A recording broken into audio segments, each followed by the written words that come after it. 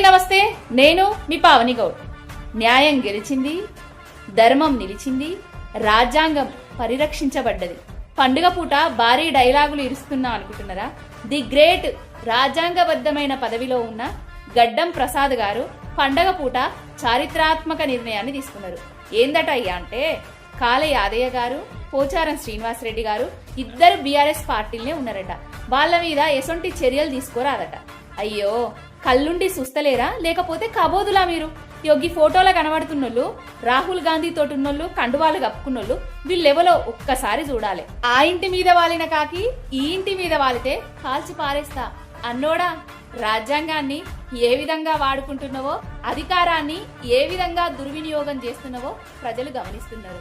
ఓ రాహులా, రాజ్యాంగాన్ని పట్టుకొని రాజ్యమంతా తిరిగేటోడా, ఇక్కడ ఇదచ్చి రాజ్యాంగాన్ని ఏ విధంగా పరిరక్షిస్తున్నారో ఒక్కసారి ఇద్దరు దేశు. అసలు ప్రజలు ఏది గమనిస్తున్నలేరు అనుకుంటున్నారా? ప్రజలన్నీ గమనిస్తున్నారు. రాబోయే రోజులల్లా కర్రు కాల్చి వాత పెడతారు.